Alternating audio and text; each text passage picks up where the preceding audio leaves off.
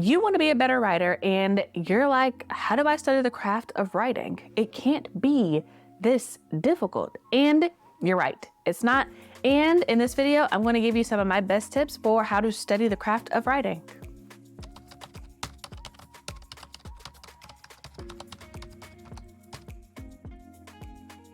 Hey you guys, what's up? If you've never seen me before, my name is Chelsea and I write books about Black girls who aren't all that nice, and this is the Written Melanin channel. And I am here to give you guys some tips on how to study the craft of writing. Shout out to my friend Vina, Miss Woman of Color Reader, who also has a channel on YouTube. She is the one who brought this question to me, so if you guys get a chance, be sure to check out her content. When it comes to studying the craft of writing, it's one of those things where I think everybody does it a little bit differently, mostly because everyone is a different type of learner. So I'm going to give you my suggestions, and for sure, take the things that work, leave the things that don't. This is just my 2 cents, spend it how you like, okay?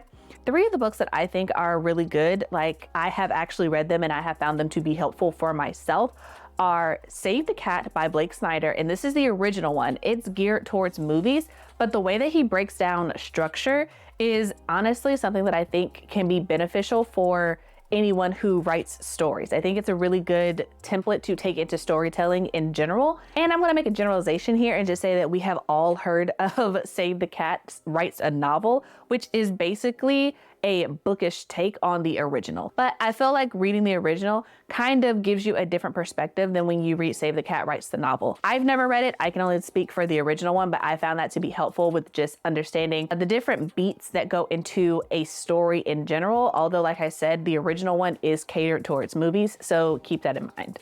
The second book that I would recommend is How to Write a Novel Using the Snowflake Method by Randy Ingermason.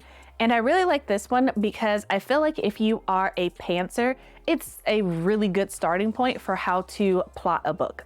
Personally, coming from a pantser who is not very much of a plotter and trying to do better with that, I found the Snowflake Method to be really good because it starts out with a general idea, like a really big picture, and then it has you get more specific, and it starts out with the things that as authors we usually have. So it starts out with like having your main characters and then building it out from there. It starts out with having an idea and then expanding on it so that you eventually have an entire outline. And what I like about the Snowflake Method in particular is that it's very modular in the sense of you can really take what you need from it and then leave everything else. But I do really like how it starts out with how to create a synopsis for your book. I found that part to be extremely helpful, of how to start with an idea and how to get more specific. So you start with a sentence and then you expand that sentence into a paragraph, and then you expand that paragraph into an actual 1-page outline. I think that you should read it specifically for that, but like I said, all of this is just my 2 cents. The third book that I would recommend is Write Your Novel from the Middle by James Scott Bell. I like this one because it's short, it's sweet, it's to the point, and everything that is in it makes sense. And basically the premise of this book is about how to keep your reader engaged and how to make sure that you have development in your book. Starting with the middle, which is basically the turning point of the book, and then writing it out to the left and right from there is a really good take on it. And for me personally, I found it to be helpful when looking at the main character of the book and being like, okay, how are they going to change, specifically when talking about a series, because it's very easy to think how the character is going to change over their adventure as a whole, but it's very easy to forget that each book has to have its own specific adventure, its own specific growth. And I've been using this book in particular to help me with Project Necromancer. Jesus, patience. So those are the 3 books that I found to be really helpful.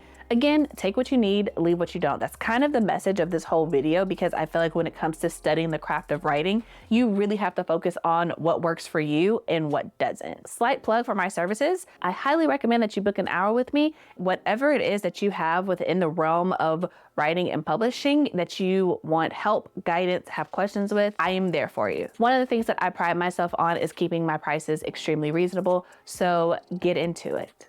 The quiet part of this thing that I feel like a lot of people don't say out loud is that you have to be creative. You have to figure out what works for you. And in a lot of ways, it's very individualistic in the sense of I can sit here and tell you all the things that I do, but that doesn't necessarily mean that it's going to work for you, which is why I always start my videos with saying that, hey, take what you need, leave what you don't. As always, you guys know that if you have nothing else to say, you can leave an orange heart in the comments. And if you haven't already, please go ahead, like, comment, and subscribe. I go live on every other Tuesday for the Melanin Chat and Thursdays for writing sprints if you want to be productive with me. So that's it. And until next time, I hope your days are lovely and your books are interesting.